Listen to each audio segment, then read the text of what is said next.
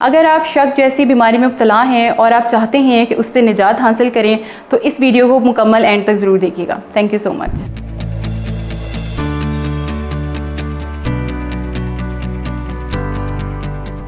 अस्सलाम वालेकुम, my name is Akasha Khan and I have been practicing as consultant clinical psychologist.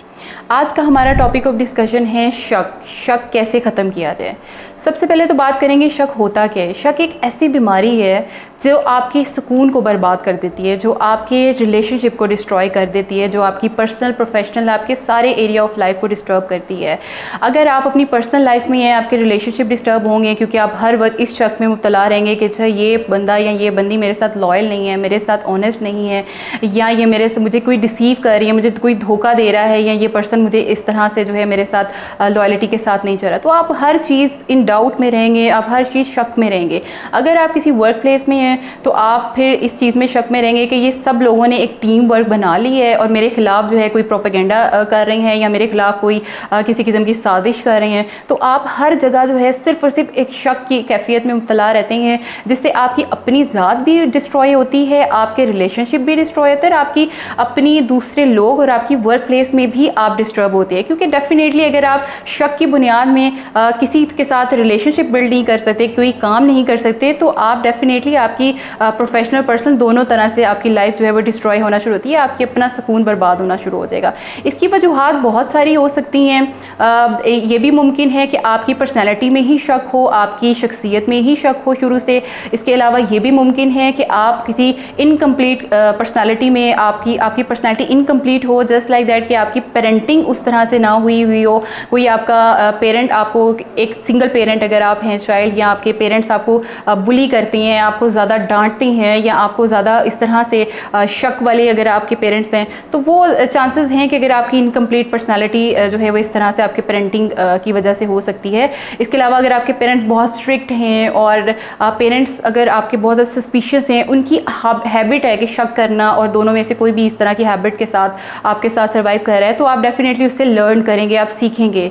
तो ये कुछ इलामात, कुछ वजूहात हो सकती हैं कि जो, इसके अलावा कोई भी अगर आपका पास्ट एक्सपीरियंस गुजरा है कि किसी ने आपको धोखा दिया है, कोई फ्रेंड ने, किसी पर्सन ने, किसी भी तरह से, तो आप डेफिनेटली आपके लिए मुश्किल होगा कि आप दोबारा किसी पे ट्रस्ट करें, आप दोबारा किसी के साथ उस तरह से लाइफ में चलें। तो ये पास्ट एक्सपीरियंस, बैड एक्सपीरियंसेस भी आपको बहुत ज़्यादा कंट्रीब्यूट करते हैं शक आपको डाउट की तरफ करने में।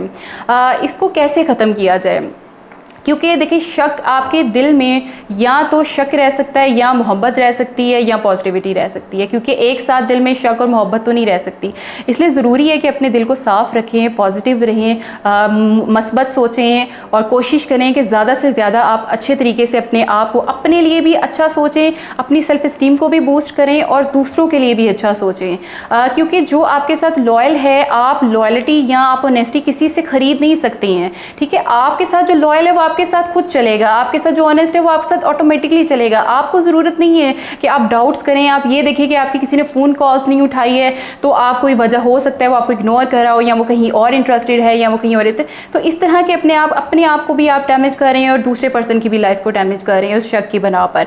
तो कोशिश करें कि पॉजिटिव रहें। उसके अलावा आप ये कोशिश करें कि जो जो आपके थॉट्स हैं उनको चैलेंज करने की कोशिश करें। जैसे आपने, अगर आप कोई कॉल नहीं उठा रहा, कोई फ्रेंड कॉल नहीं उठा रही है, तो आप ये सोचने की बजाय कि आप ये सोच रहे हैं अच्छा वो मेरी कॉल मुझे इग्नोर कर रहा है या इग्नोर कर रही है, या वो कहीं और बिजी है, ये सोचने के बजाय आप ये भी तो सोच सकते हैं ना कि हो सकता है वो बिजी हो सकता है काम बहुत ज़्यादा हो। तो आप अपने आप को, अपने थॉट्स को खुद से काउंटर करने की कोशिश करें। उसके अलावा आप रियलिटी टेस्टिंग करें। अगर आप जो हकीकत है उसको टेस्ट करने की कोशिश करें। ठीक है, बैड एक्सपीरियंसेस होते हैं, आई टोटली अग्री, लेकिन उसको थोड़ा सा आप कोशिश करें कि आप रियलिटी टेस्टिंग के थ्रू कोशिश करें कि बैड एक्सपीरियंस एक हो गया तो ज़रूरी नहीं है कि हमेशा हो और हर बार हो। आप थोड़ा सा, अगर आपका कोई आप हस्बैंड है, कोई फ्रेंड है, आपको लग रहा है कि वो आपकी कॉल उसने जानबूझ के नहीं रही है, आप उसका फ़ोन चेक कर लें, आप देख लें कि उसने वाकई में वो बिज़ी था, या उसने मिस की है, या वो कहीं और बिज़ी था।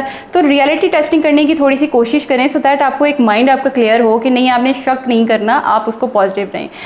क्योंकि अगर आप, ये शक जो है ये एक ऐसा इलामात है, ये एक ऐसी इलामत है जो कि आपको पैरानोइड की तरफ लेकर जा सकता है, जो कि साइकोसिस, स्किज़ोफ्रेनिया का एक मेजर सिम्टम है। तो अगर आप इस सिम्टम से जो है अगर आपने अपने आप को अभी नहीं रोका तो आप बहुत आगे किसी बहुत बड़े नफ्सियाती मसाइल का शिकार हो सकते हैं। तो कोशिश करें कि अपने आप को इस शक की आदत से जो है वो ख़त्म करें इस आदत को, और एक हेल्दी लाइफ गुजारें, क्योंकि एक हेल्दी माइंड में शक जो है वो बिल्कुल भी रहना मुनासिब नहीं है। क्योंकि अगर आप चाहते हैं कि आप एक हेल्दी माइंड के साथ रहें तो उसके लिए शक को आपको ख़त्म करना होगा। आई होप मेरी वीडियो आपके लिए बहुत बेनिफिट साबित होगी। Thank you so much.